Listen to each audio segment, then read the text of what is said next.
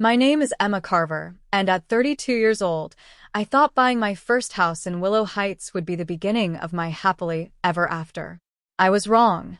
What started with a friendly note about my garden flowers turned into a nightmare of petty violations, slashed tires, and a Christmas party invitation that never arrived. They made it crystal clear I didn't belong in their perfect little neighborhood. So I left. But here's the thing about underestimating a self-made architect who's used to fighting for everything she has. Sometimes the person you push out comes back, and when she does, she owns the ground you're standing on. If you're watching this right now, drop a comment below telling me where you're from, and make sure to hit that like button and subscribe to hear more stories. The day I moved into Willow Heights, the sun hit the manicured lawns just right, making everything look like it belonged in a magazine spread. Perfect hedges, perfect houses, perfect smiles from behind Venetian blinds. I remember thinking this was it. The reward for all those years of grinding through architecture school while working 3 jobs, for every rejected proposal and sleepless night hunched over blueprints in my tiny apartment. I'd bought the smallest house on the cul-de-sac, the corner property that everyone else had apparently passed over. The realtor had been almost apologetic about it, though I couldn't understand why.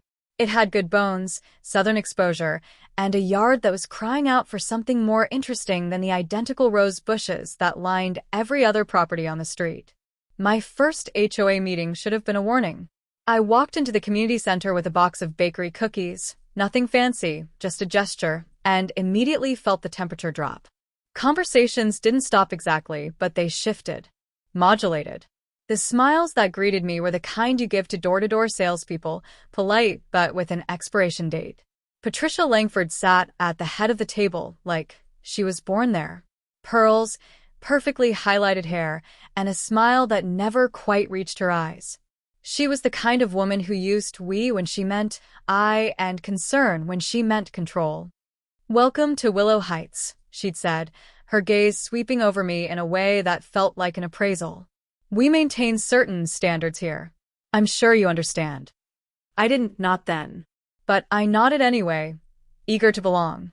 The garden incident came 2 weeks later. I'd spent my first Saturday planting native wildflowers, black-eyed Susans, purple coneflowers, butterfly weed. Species that belonged to this soil, that would feed the bees and require less water. I was proud of it, the way the colors would bloom in waves through the seasons, the way it felt like I was healing a small patch of earth. The note appeared on my door Monday morning, tucked into the frame. Printed, not handwritten. Friendly reminder about property values and approved landscaping. Non-native plantings can impact the aesthetic cohesion of our community. The Langfords. Non-native. The irony would have been funny if my stomach hadn't been twisting. My flowers were more native than their imported Dutch roses, but I understood what was really being said. I didn't fit their aesthetic cohesion. The street barbecue was worse. I'd spent hours on a peach pie, my grandmother's recipe, the kind that made the whole house smell like summer. I showed up with it still warm, wearing my best sundress, determined to make this work. Patricia was holding court by the grill, surrounded by the neighborhood women in their linen pants and designer sunglasses. I approached with my pie held out like an offering, and she turned to me with that smile again. "Oh, everyone, this is Emma, the girl who bought the corner house before the real buyers could close." She laughed, light and airy, and the circle laughed with her. We were so surprised when that sale went through. I stood there, pie in hand, face burning, while they moved on to discussing someone's kitchen renovation. I left the pie on the dessert table and walked home early, watching through my window as the street filled with lights and laughter. Every porch but mine. That's when the violations started arriving. My trash bins were visible from the street, by 6 inches on Tuesday morning, the same as everyone else's. My mailbox was non-compliant. It was identical to 4 others on the block. My yard had unapproved organic growth patterns, my wildflowers, which were now blooming beautifully and attracting more butterflies than I'd seen anywhere else in the neighborhood. I paid the fines. All of them. And I started keeping records. Caleb Torres found me one evening, sitting on my porch with my laptop, photographing the identical mailboxes up and down the street. He was in his deputy's uniform, just finishing his shift, and he had the kind of face that looked like it smiled often, though it wasn't smiling then. "You're documenting," he said. It wasn't a question. "I'm trying to understand the rules," I replied. He sat down on my porch steps without being invited, which somehow felt okay. "Patricia Langford runs this HOA like a personal fiefdom. Has for 8 years. You're not the first person she's targeted, just the first one stubborn enough to stay this long. How long do the others usually last? 6 months, tops." He looked at me with something like respect. "Keep those records. Date everything. You're going to need them." I didn't ask what for. I just kept photographing, kept documenting, kept paying fines that no one else received for the same infractions. I watched Martin Langford park his truck over the sidewalk every Thursday, no violation. I watched the Hendersons repaint their shutters without approval, no violation. I watched the rules bend and stretch and break for everyone except me. The Christmas gala invitation never came. Patricia claimed it must have been lost in the mail, though everyone else received theirs. I sat in my dark living room that night, watching the street transform into a winter wonderland, white lights and red bows, and the sound of carol singers drifting through my closed windows. My porch stayed dark. My house, a blank spot in their perfect picture. The community forum post appeared 2 days later. Anonymous, of course. "She doesn't fit here. Maybe she should move back to where she belongs." 43 likes. I didn't sleep that night. I lay in bed, staring at the ceiling, wondering where exactly they thought I belonged. Wondering what it was about me that made me so unacceptable to them. My clothes weren't wrong. My house was well maintained. I'd done everything right or tried to, and still, I was the dark spot on their perfect street. The tire slashing was almost a relief. At least it was honest. I came out Monday morning to find all 4 tires flat, sliced cleanly through the sidewalls. The HOA meeting that night was full of concerned faces and empty promises.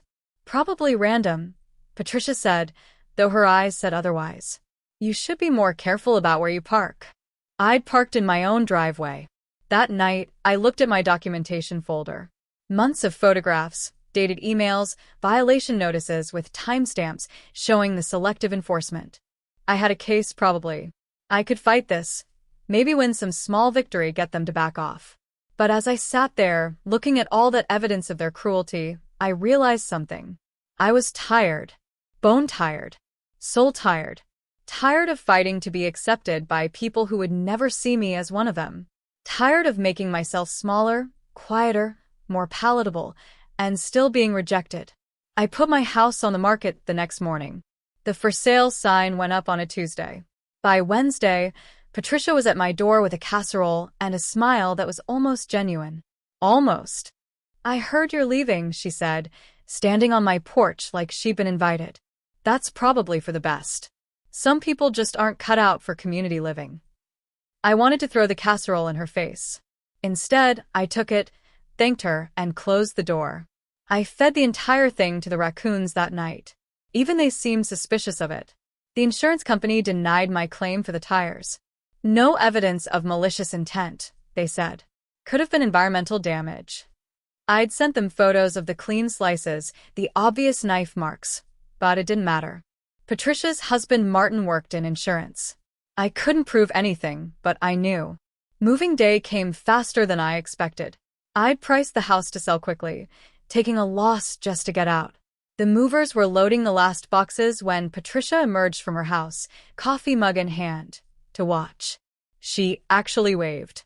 "Some people just can't handle responsibility," she called out, her voice carrying across the street.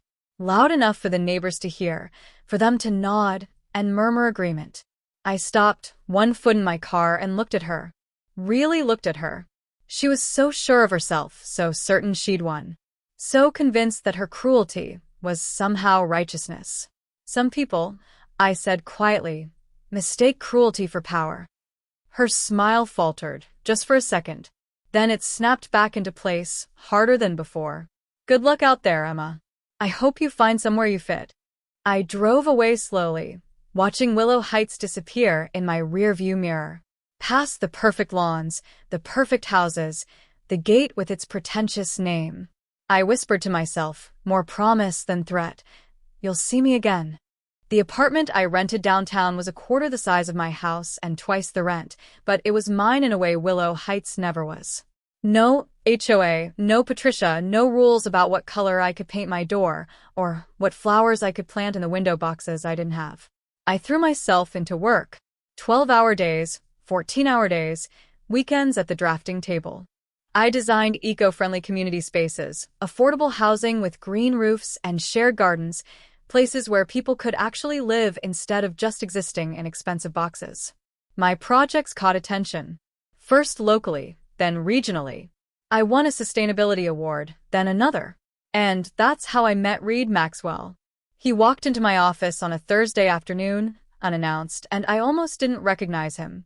The Reed Maxwell, the reclusive real estate investor who'd made a fortune buying up failed developments and transforming them into something better. He wore jeans and a t-shirt, looked more like a grad student than a millionaire, and he was holding a copy of my design portfolio. I like your work, he said, skipping past introductions. You design like you're angry at something. I laughed despite myself. Is that a compliment? It is when the anger is pointed in the right direction. He dropped into the chair across from my desk without being invited. I'm buying up foreclosed suburban developments. The kind that promise luxury and deliver debt. I want to repurpose them sustainably, ethically, and profitably. And I want you to help me do it. We talked for 3 hours. He was brilliant, abrasive, and genuinely committed to changing how suburban development worked. By the time he left, I had a partnership offer and a stack of folders to review. I opened the first folder that night with a glass of wine, expecting another faceless subdivision in financial trouble. The name on the tab made me freeze. Willow Heights Homeowners Association, pending bank review. My hands shook as I read through the documents. The HOA was underwater. Patricia had refinanced the community's land fund, money that was supposed to maintain infrastructure, to build that private park with its fancy playground and Italian pavers. She'd leveraged everything, assuming property values would keep climbing forever, and now the whole neighborhood was tied up in risky debt. The bank was preparing to foreclose on the underlying land rights.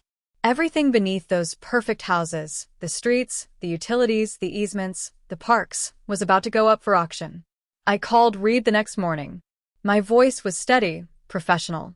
The Willow Heights file. Tell me more about it. He rattled off the details: over-leveraged, poor management, board president with a history of questionable decisions. It's small potatoes compared to most of our targets, but it's a clean acquisition. Why, you interested? If you want this one, I said carefully, I'd like to take point on it. There was a pause. Then, Emma, I don't ask about people's personal history. But I need to know, can you be objective about this? Could I? I thought about my slashed tires, my dark porch at Christmas, Patricia's smug face, as I drove away. I can be fair, I said. That's better than objective. Another pause. Then he laughed. You know what? It's yours. Show me what angry architecture looks like in practice. I spent the next 3 months learning everything about Willow Heights that I hadn't known when I lived there. The financial records were a mess. Patricia's park had cost 3 times the approved budget, with most of the overruns going to her husband's contracting company. The land underneath the neighborhood had been parceled off in complicated ways over the years, bits and pieces sold to cover shortfalls, until the whole thing was a legal nightmare. And at the center of it all, the mortgage liens. If someone bought those liens, they'd control the land underneath those perfect houses. I formed W&H Development LLC, Willow and Heights, a little joke for myself, buried under enough paperwork that my name wouldn't surface in a casual search. Reed's network provided the financial backing. We started buying quietly, strategically. Not the houses themselves, but the bones underneath them. The easements, the utility corridors, the shared spaces. It was remarkably easy. Banks were happy to unload the complicated parcels. Homeowners didn't pay attention to the technical filings. Within 6 months, W&H Development owned the ground Willow Heights stood on, and no one had noticed. I sat in my office on a December evening, snow falling outside my window, and pulled up the Willow Heights website. They'd posted their Christmas gala flyer. Bigger than ever, more lights, more exclusivity. Perfection lives here. The tagline read, above a photo of Patricia cutting a ribbon at the park she'd built with stolen money. I whispered to the screen, not for long. The first legal notices went out in January. Bland, bureaucratic language about updated property maintenance covenants and title holder notifications. Most people probably threw them away thinking it was spam. But Patricia would read hers. Patricia read everything. I drove through Willow Heights on a Saturday afternoon, renting an anonymous sedan, wearing sunglasses despite the overcast sky. Nothing had changed. Same perfect hedges, same gossiping neighbors clustered by mailboxes, same sense of manufactured perfection. My old corner house looked good. Someone had repainted, replaced my wildflowers with regulation roses. Erased me completely, or tried to. But I'd learned something in my year away. You can't erase people, only push them underground. And what grows underground eventually breaks through concrete. Caleb's patrol car pulled up behind me at the stop sign. I should have kept driving, but I waited, watched him climb out and approach my window with that same kind, careful expression. "You came back," he said, recognizing me immediately. "Not exactly," I replied. His eyes narrowed, reading something in my face. "Emma, what did you do?" "Nothing illegal. Nothing unethical. Just business." He studied me for a long moment. "You're different. I'm the same person I always was. I'm just done pretending to be smaller." He glanced up the street toward Patricia's house, then back to me. "Whatever you're planning." "I'm not planning anything, Caleb. I already did it." I drove away, watching him in my mirror, standing in the middle of the street with his hand on his radio, deciding whether to call this in. But what would he say? A woman drove through a public street? I was careful now. Legal now. Untouchable. Patricia called the bank on a Tuesday. I know because my lawyer got the notification. W&H Development had to be informed of any inquiries into the title structure. "She'd been calm at first," he said, asking routine questions about mortgage renewal. Then her voice had changed when they mentioned the new title holder. "The what?" she'd said. He reported she'd sounded genuinely confused, then angry, then shrill. She demanded to know who W&H Development was, threatened legal action, insisted there must be some mistake. The HOA meeting she called 2 weeks later was gratifying even from a distance. My lawyer attended as W&H's representative. At my insistence, we maintained corporate anonymity, and he reported back with barely concealed amusement. Patricia had been nearly incoherent, waving documents around, insisting this was some kind of scam or fraud. Martin had been there too, trying to look authoritative while clearly understanding even less than his wife. The other residents ranged from confused to panicked, suddenly aware that their perfect neighborhood was built on financial quicksand. "Who are these people?" Martin had demanded. "And what do they want?" My lawyer had been perfectly polite. W&H Development is a legitimate real estate investment firm. We've acquired controlling interest in the land titles underlying this community as part of a standard portfolio diversification. We're not planning any immediate changes, but we will be conducting routine audits of land use, environmental compliance, and covenant enforcement to ensure our investment is properly maintained. Environmental compliance. Covenant enforcement. All the language Patricia had used to torture me reflected back at her. The first homeowner reached out directly 2 weeks later, emailing W&H's general contact address. A polite note asking about an extension on some paperwork deadline, apologizing for the confusion, clearly worried about the new corporate overlord. I read it 3 times before responding. Then I wrote back, carefully professional but warm. "Of course. We take care of our residents." I signed it with my name. Emma Carver, Principal, W&H Development. I knew it would spread. Give it 48 hours, and everyone on that street would know exactly who owned the ground beneath their feet. I wasn't wrong. By Thursday, Caleb was at my office. "You should have told me," he said, standing in my doorway. "And you would have said what? Don't do it? It's not right." I leaned back in my chair. "I didn't break any laws, Caleb. I bought property that was for sale. The fact that it's property underneath people who broke me is just geography. This isn't justice, Emma. It's revenge. It's both, I said. And maybe it's also just me, taking care of a broken place the way someone should have done years ago. He sat down slowly. What are you going to do? Nothing cruel. Nothing like what they did to me. I met his eyes. I'm going to fix it, Caleb. Actually fix it. The debt, the mismanagement, the corruption. I'm going to turn that place into what it should have been all along. And Patricia? I smiled, not kindly. Patricia is going to learn what it feels like to be powerless, to follow someone else's rules, to be unwelcome in the place she thought she owned. He was quiet for a long moment. Don't let this turn you into them. It won't, I said. But I wasn't entirely sure I believed it. The whispers started immediately. I heard about them third hand, fourth hand, through the network of contractors and vendors who worked in Willow Heights. Did you hear? That woman Patricia drove out. She owns the whole neighborhood now. No way. Yes way. My cousin's friend works at the title company. It's real. Patricia denied it at first. Posted on the community forum that it was rumors, misinformation, probably spread by malcontents trying to destabilize property values. But then the bank called her again, and this time they told her explicitly her mortgage renewal would need to be approved by the new title holder, W&H Development, owned by Emma Carver. The HOA's reserve funds vanished overnight. Not literally. They were frozen pending an audit that my lawyer had requested, looking into the discrepancies in Patricia's park construction costs. Suddenly, the community couldn't pay its landscaping service, its snow removal, its street lighting. The perfect neighborhood started to fray at the edges. I received a formal letter from Patricia's lawyer. It threatened everything from fraud to harassment to intentional infliction of emotional distress.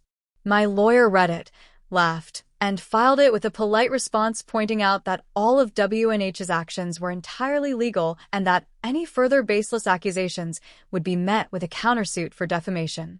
The letter stopped. The threats didn't. I decided it was time to visit. Properly, this time. Not hiding in a rental car, but walking through those gates like I had every right to be there. Because I did. The black SUV was Reed's idea. If you're going to make an entrance, he'd said. I wore a blazer, heels, and the kind of confidence that comes from knowing you hold all the cards.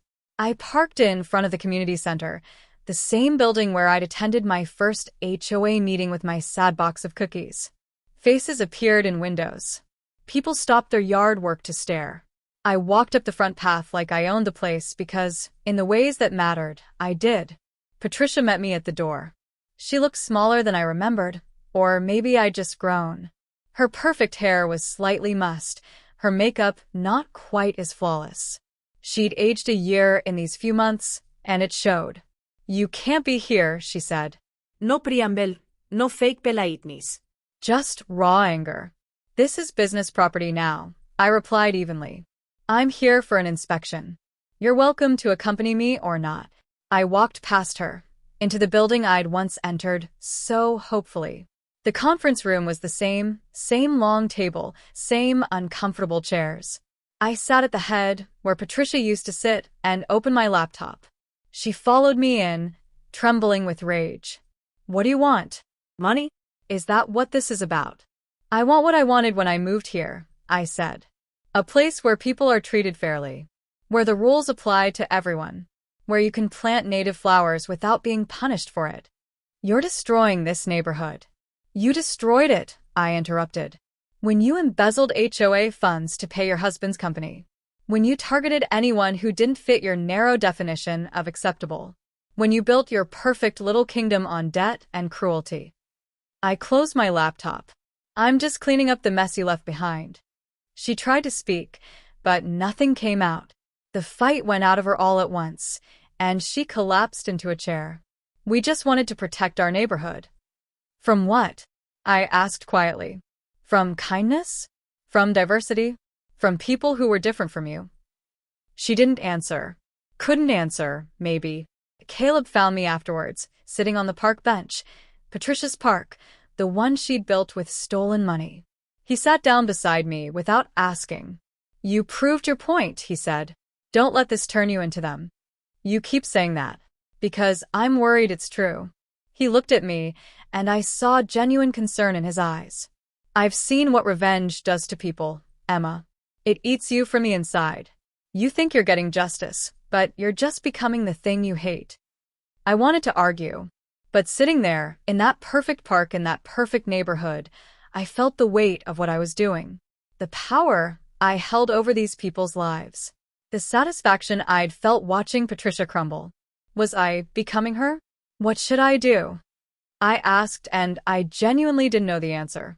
Be better than them, Caleb said. Not bitter. Better. The media found the story 2 weeks later.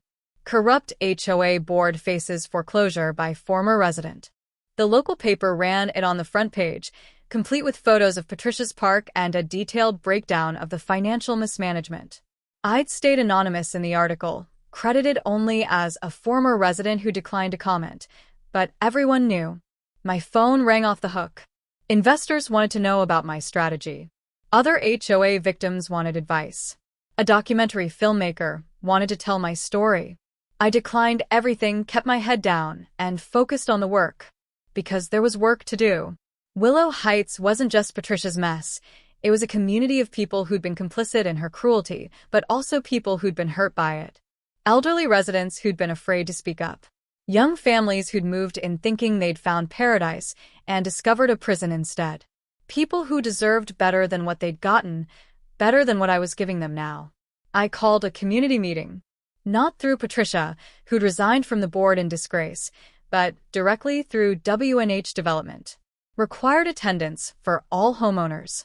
Sunday afternoon at the park. They came. All of them. Curious, angry, scared.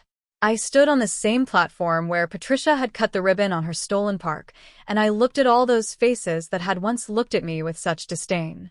You all built walls around yourselves, I said. My voice was steady, clear. Walls to keep out people like me. People who didn't fit your image of perfection. You let Patricia Langford turn this neighborhood into her personal kingdom, and you either participated or stayed silent while she hurt people. I paused. I just bought the land under those walls. The silence was absolute. Then, from the back, an elderly woman raised her hand. Mrs. Chun, I remembered. She'd always smiled at me, but never spoken. I'm sorry, she said, and her voice cracked. I wanted to be kind to you, but I was afraid.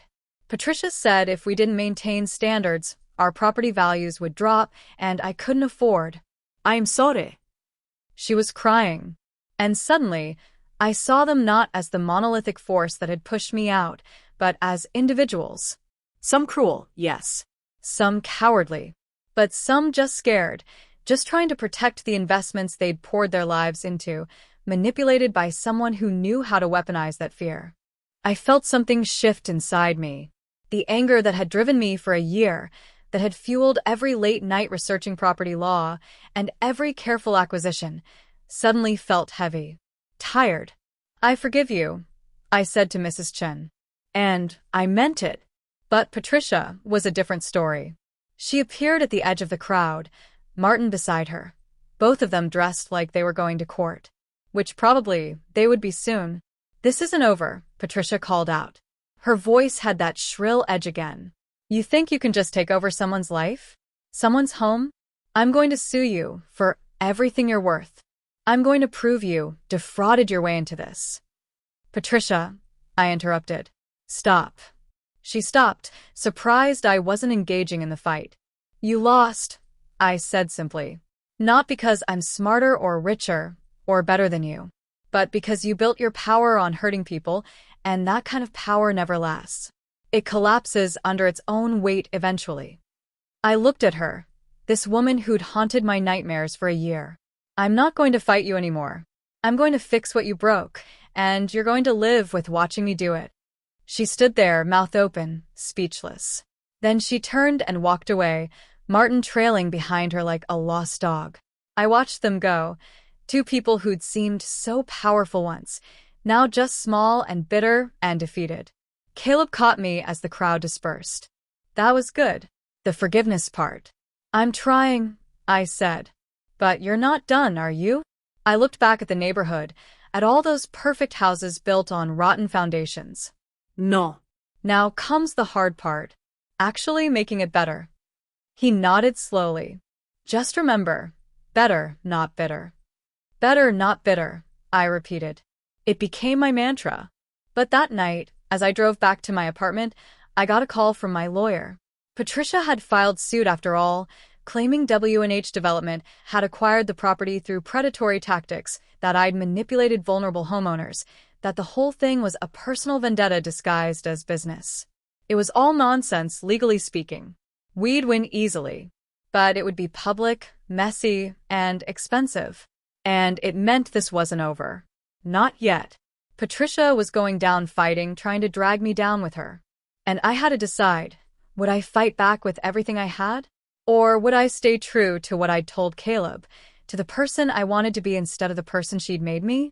I looked at the phone, at the legal documents my lawyer was forwarding me, and I made a choice. I'd be better. But I'd also be relentless. Because justice and revenge weren't opposites. Sometimes they were just different names for the same thing, depending on who was telling the story. And this was my story now. Time to finish writing it. Patricia became obsessed. I know because people told me, the mail carrier, the landscapers, even Caleb. She spent her days calling lawyers, banks, anyone who would listen to her theories about how I'd somehow stolen her neighborhood through corporate manipulation and personal vendetta. The countersuit she filed was thick enough to use as a doorstop. I sat in my lawyer's office while he went through it page by page, pointing out the baseless claims, the recycled arguments, the desperate reaching for anything that might stick.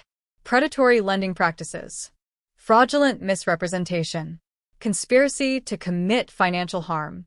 Intentional infliction of emotional distress. It's all noise, he said. But it's expensive noise. She's trying to bleed you dry in legal fees, make this so costly that you walk away. I'm not walking away, I said. What I didn't say was that part of me understood her desperation. I'd been there, drowning in a situation I couldn't control, lashing out at the person I blamed. The difference was I'd been innocent. Patricia had built her own trap. The media picked up the story again, and this time the headlines weren't as kind to me. Mysterious developer targets families in wealthy suburb. The article included a photo of Patricia looking haggard and sympathetic, talking about how a vindictive former resident was using corporate loopholes to terrorize innocent homeowners. My face was blurred in the accompanying photo, but the implication was clear. I was the villain now. I called Reed that night, pacing my apartment while the city lights flickered below. They're spinning this against me. Did you expect them not to? His voice was calm, pragmatic. You're David with Goliath's bank account now. That makes people uncomfortable. They want you to be the underdog forever, not the person who actually wins. So what do? You tighten every clause, every document, every filing until there's not a single loose thread for them to pull. And then you wait. The truth has a way of surfacing. He paused. Unless you want to go public? Tell your side. I thought about it. The interviews I could give, the sympathy I could generate. But something stopped me. No. I don't need them to like me. I just need to finish what I started. My team of lawyers, Reed had insisted I hire 3 of them, went through every document related to Willow Heights with surgical precision. And that's when we found it. The real evidence, not just Patricia's sloppy management, but actual fraud. For 5 years, Patricia had been funneling HOA funds to Martin's contracting company. Fake invoices for repairs that never happened, inflated costs for work that was done by someone else, phantom maintenance projects that existed only on paper. The park renovation alone had been billed at 3 times the actual cost, with the difference going straight into the Langfords' accounts. My lawyer laid out the documents on my desk like he was dealing cards. This is criminal fraud. Embezzlement. We could have her arrested. I stared at the papers, at the signatures, at the trail of money flowing from the community fund into Patricia's pocket. This was what I'd wanted, wasn't it? Proof. Justice. The thing that would destroy her completely. What do you recommend? I asked. Personally, let her self-destruct first. Her lawsuit is already falling apart. She can't afford the legal team she'd need to fight us properly. File this with the authorities and let them handle it. You stay clean, stay corporate, and watch from a distance. It was good advice. Smart advice. The kind of move that would protect me and end this decisively. But I kept thinking about Caleb's words. Better, not bitter. Hold on to it, I said finally. Don't file yet. I want to see what she does next. He looked at me like I was crazy, but he nodded. The neighborhood started to fracture. I watched it happen through the reports I received, through the emails from concerned homeowners, through Caleb's carefully neutral updates when we met for coffee. Half the residents sided with Patricia, believing her narrative about the evil corporate raider. The other half had started asking questions, noticing the inconsistencies, wondering why the HOA books had never been properly audited. Shouting matches broke out at community meetings. People who'd been neighbors for years stopped speaking to each other. And Patricia, drinking heavily according to multiple sources, was unraveling. She'd show up at the grocery store in yesterday's clothes, screaming at anyone who looked at her wrong. She'd post rambling screeds on the community forum at 3 a.m, accusing everyone from the bank to the mayor to me of conspiracy against her. Martin left. I heard about it from Mrs. Chun, who sent me a tentative email asking about property maintenance requirements. Mr. Langford moved out last week, she wrote. Mrs. Langford is alone now, and she's not well. I should have felt victorious. Instead, I felt hollow. The storm came on a Thursday night. Not metaphorical, an actual spring storm, the kind that drops trees and tears shingles off roofs. The power went out across Willow Heights, and the emergency lighting system, the one Patricia had been responsible for maintaining, didn't activate. The story exploded. HOA president accused of embezzling funds. Local news picked it up, then regional, then national. It hit that perfect nerve of schadenfreude, wealthy suburban corruption, the fall of a petty tyrant. Everyone loves watching someone who abused their power lose everything. The county prosecutor opened an investigation. The state licensing board suspended Martin's contracting license. The bank froze the last remaining HOA accounts. And Willow Heights, already struggling, began to genuinely fall apart. Streetlights went dark. Snow didn't get plowed. Landscaping died.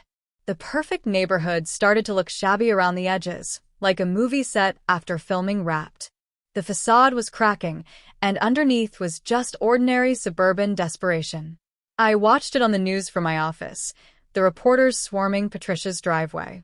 She came out in a bathrobe at 2 p.m, screaming at the cameras. This is all her fault. Emma Carver. She destroyed my life. The reporters, confused, asked who Emma Carver was. Patricia's rant became increasingly incoherent, mixing truth and delusion until even the sympathetic viewer would recognize she'd lost the thread of reality. I turned off the TV. Reed appeared in my doorway. You're not celebrating. Should I be? Most people would. He sat down across from me. You got everything you wanted. She's finished, Emma. Completely destroyed. You won. I thought about that. About winning. About what I'd wanted when I drove away from Willow Heights a year ago, tears streaming down my face, whispering promises of revenge. I wanted justice, I said slowly. I wanted her to understand what she'd done, to face consequences.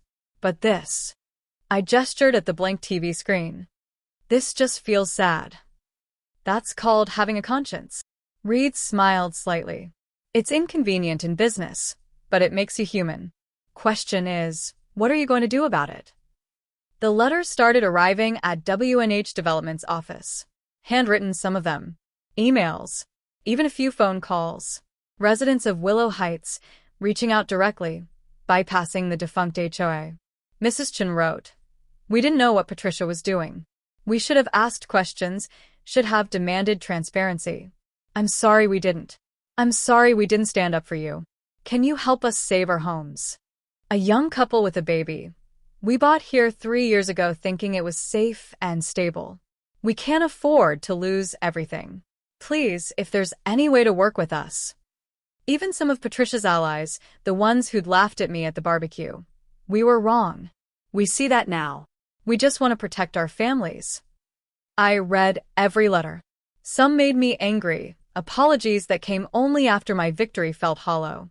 But others were genuine, people who'd been caught up in Patricia's manipulation, who'd made bad choices, but weren't fundamentally cruel.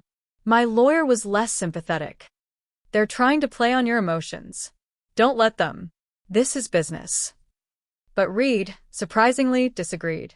Actually, this is opportunity. You can buy the whole neighborhood cheap in foreclosure and flip it for profit.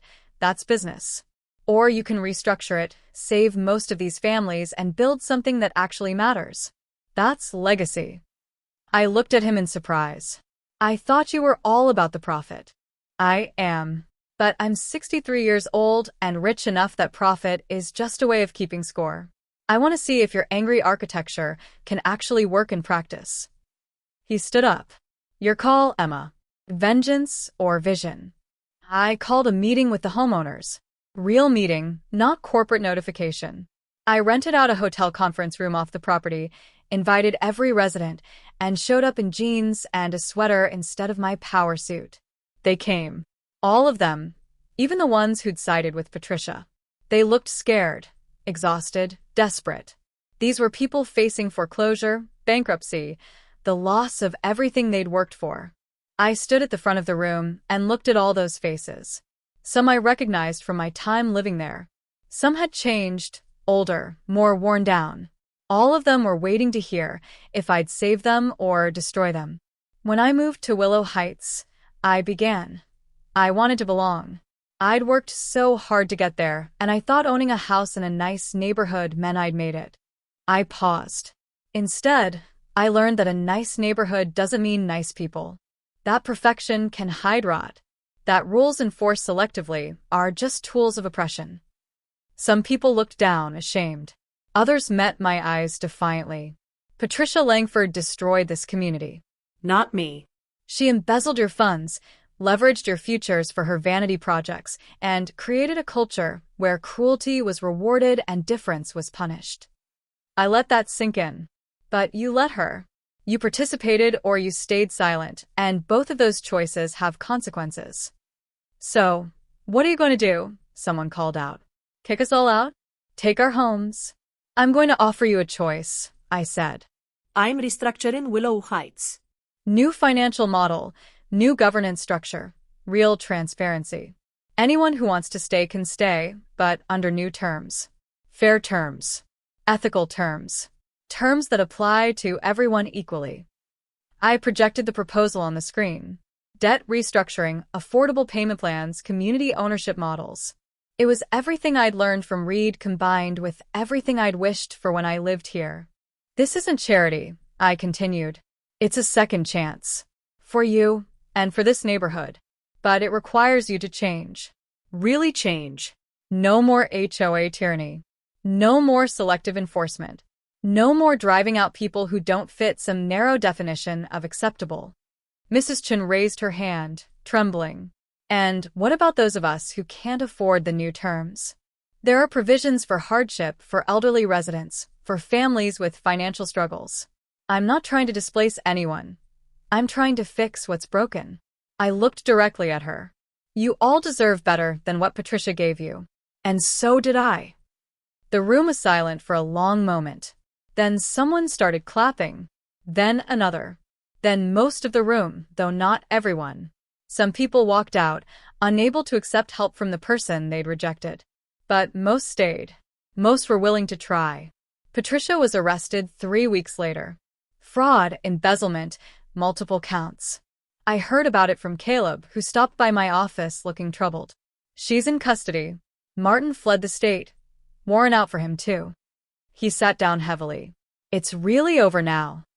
Is it? Isn't it? He studied my face. You got justice, Emma. She's facing consequences. The neighborhood is being rebuilt. You won completely. I thought about Patricia in a holding cell, about everything she'd lost, about how her need to control had destroyed her. I keep thinking about something she said during the storm, that she didn't even know why she hated me, that I was just easier to blame than her own failures. That's not your responsibility.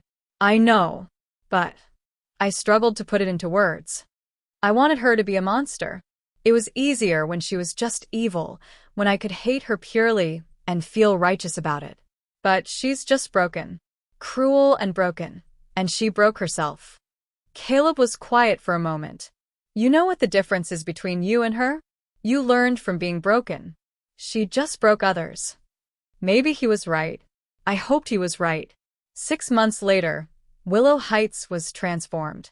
Not physically, not yet, that takes time. But the atmosphere, the feeling of the place was different. The fences between yards started coming down. People planted gardens, real gardens with vegetables and native flowers. The community center, once Patricia's throne room, became an actual gathering place where kids did homework and neighbors taught each other skills. I launched Willow Heights Renewal officially, with Reed's backing and a team of architects and community planners. The model was simple: sustainable housing, democratic governance, radical transparency. Everything Patricia's regime wasn't. The press came back, but this time the story was different. From outcast to owner, how one woman rebuilt the neighborhood that rejected her. They wanted to make me a hero, a symbol, an inspiration. I declined most interviews, uncomfortable with the attention. But I did agree to one. Local paper, small circulation because they'd been fair throughout. The reporter was young, earnest, and asked the question I'd been dreading. Do you think what you did was revenge? I'd thought about this for months. I think it started as revenge. I won't lie about that. I wanted Patricia to hurt the way she'd hurt me. I wanted her to lose her power, her perfect world, everything. I paused. But somewhere along the way, it became about more than that. It became about actually fixing what was broken, building something better.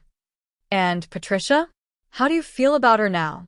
I feel sad for her, I said honestly. Sad that she was so empty inside that the only way she could feel powerful was to make others feel small.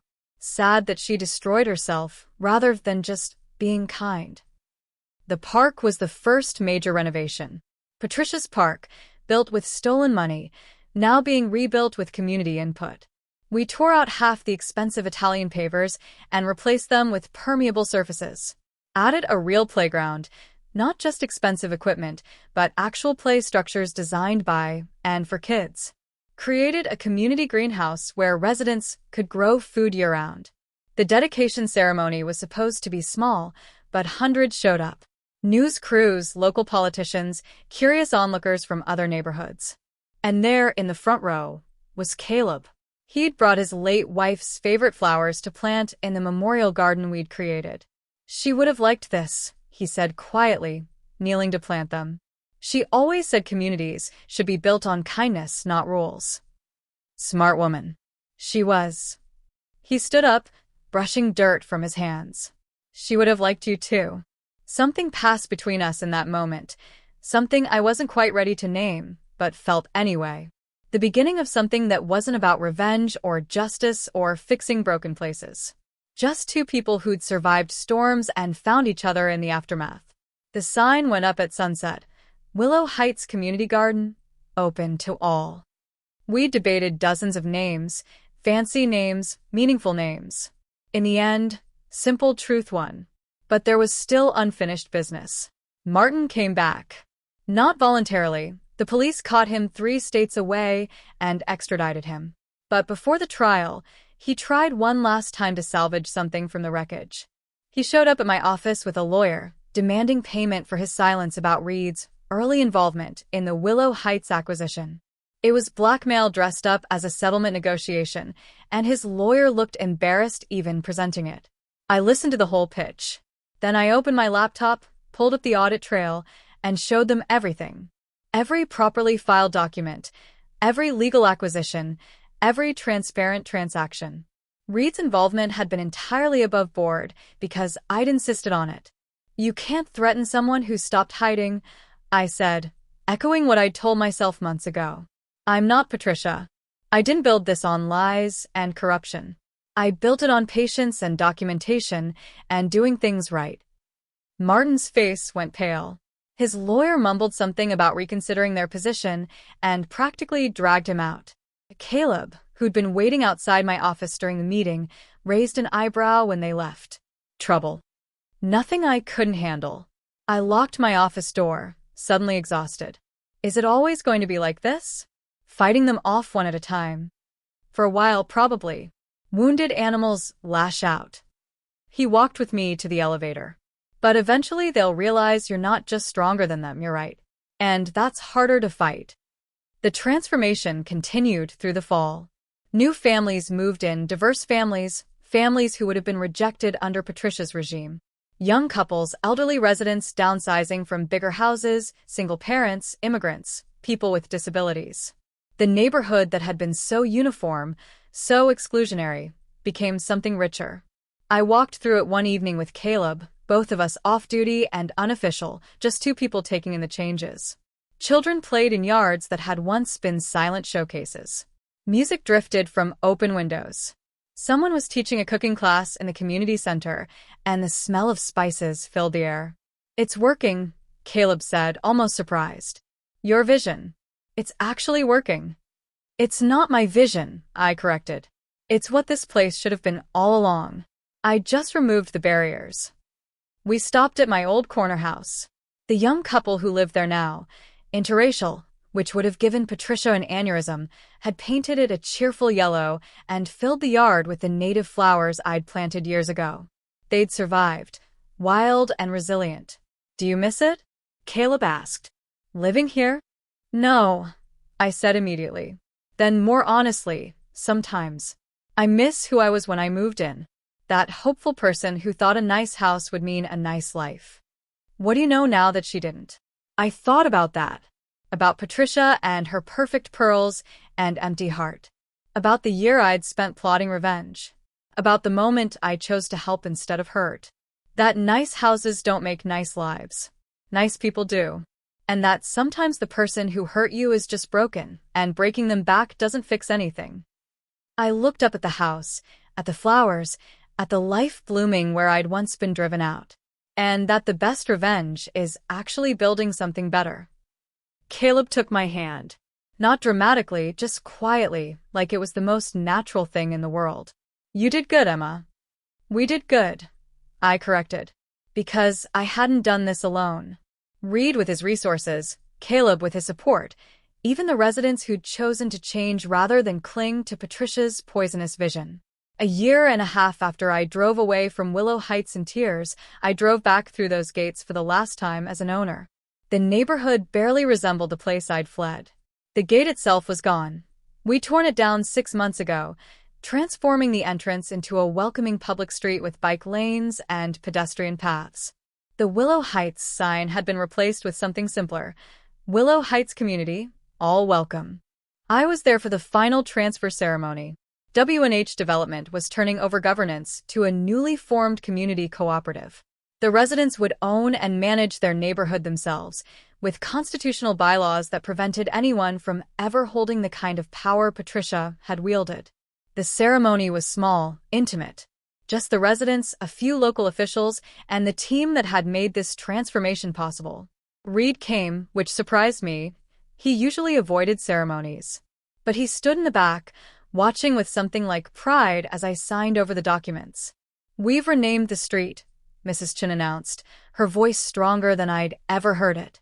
She'd become one of the cooperative's first elected leaders, this woman who'd once been too afraid to speak. The city approved it last week. They unveiled the new sign, and my throat tightened. Carver Avenue. "We wanted to honor what you did," Mrs. Chin continued. "Not just buying the neighborhood, but changing it. Showing us what community could really mean." I didn't trust myself to speak for a moment.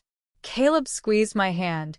We'd been together for 8 months now, taking it slow, building something real. "I don't deserve this," I finally said. "I came back here wanting revenge. But you chose something better," Mrs. Chin replied.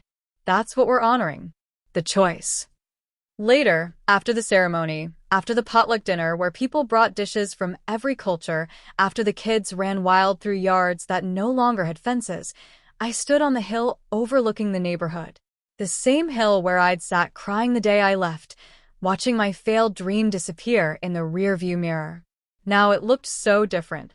Lights glowing in windows, laughter carrying on the evening air, the community greenhouse lit up like a beacon. Reed joined me, breathing hard from the climb.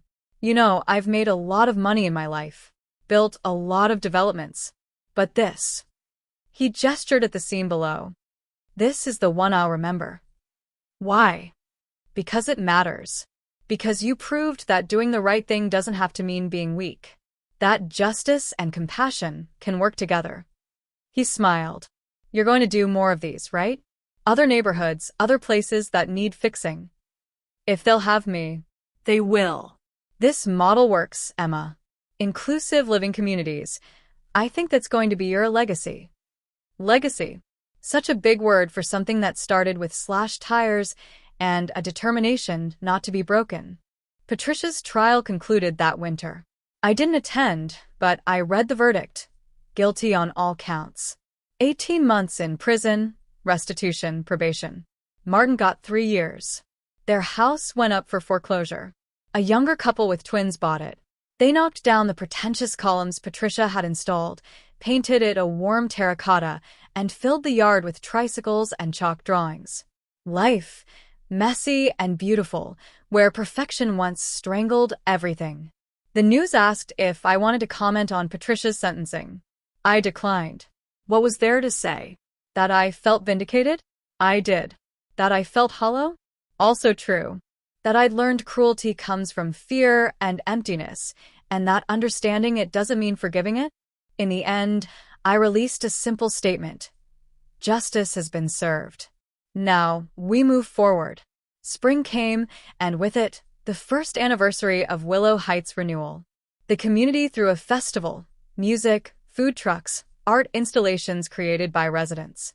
I walked through it with Caleb, both of us anonymous in the crowd, just 2 people enjoying what had been built.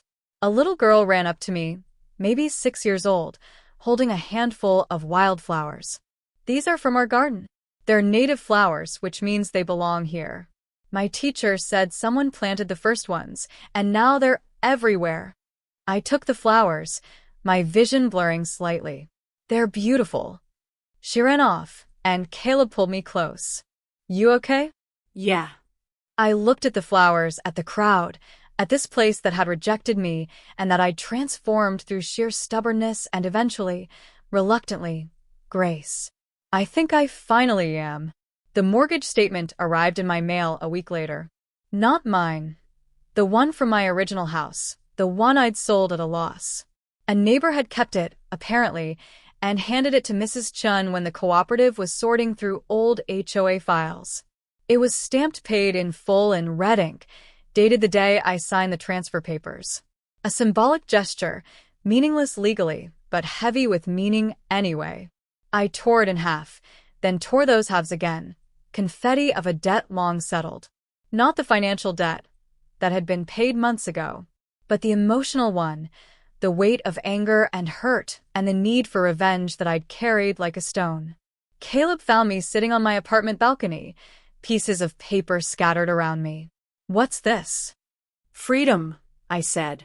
I think I just let go of the last piece of anger. He sat down beside me, and we watched the city lights come on as dusk fell. My phone buzzed, Reed, sending me information about another neighborhood in trouble, another opportunity to build something better from broken pieces. I looked at it, then put the phone down. Tomorrow.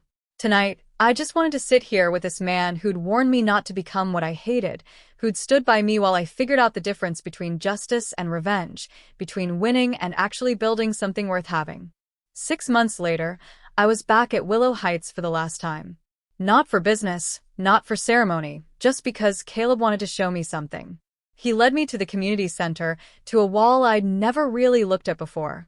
It had been transformed into a mural, painted by local artists and residents. It showed the neighborhood's evolution, the before and after, the destruction and rebuilding, the journey from exclusion to inclusion. And there, in the center, was a figure that looked suspiciously like me. Not idealized, not heroic, just a woman standing at a crossroads, one path labeled revenge and the other redemption, choosing the harder road. Beneath it, a plaque. They told her she didn't belong. So she bought the street their houses stood on. Then she taught us all what belonging really means. I stood there for a long time, reading those words, feeling the weight of everything they represented. The pain, the anger, the slow transformation from victim to victor to something better than either. What do you think? Caleb asked softly. I thought about Patricia in prison, about Martin on the run, about the neighborhood that had rejected me now celebrating me. I thought about revenge and justice and the difference between them. I thought about the person I'd been when I first moved to Willow Heights and the person I'd become. I think, I said slowly, that they told me to leave their perfect neighborhood. So I did. And then I built a better one, right on top of it. Caleb smiled. That's exactly what you did. We walked out together, past the gardens and the greenhouse and the playground full of children who would grow up never knowing what this place used to be. They'd only know what it became. What it could be when people chose kindness over control, inclusion over exclusion, healing over hurt. And I realized, finally, that Patricia hadn't won and I hadn't won. We'd both lost what we'd been fighting for, her vision of perfect uniformity, my need for revenge. But in that loss, something better had grown. Something neither of us could have built alone, something that required breaking before it could be remade. They said I wasn't welcome here. They were right. I wasn't welcome in their world of casual cruelty and manufactured perfection. So I built a different world instead. One where everyone was welcome, where belonging wasn't something you had to earn through conformity, but something you received through simple humanity. And that, I finally understood, was the best revenge of all. Not destroying them, but proving them wrong. Not becoming what they were, but becoming what they never could be. Better, not bitter. That was my legacy. That was my victory. That was enough. So here's my question for you. If someone broke you, and you had the power to break them back, would you choose revenge or would you choose to build something better? Drop your answer in the comments below, hit that like button, and subscribe for more stories about turning pain into power.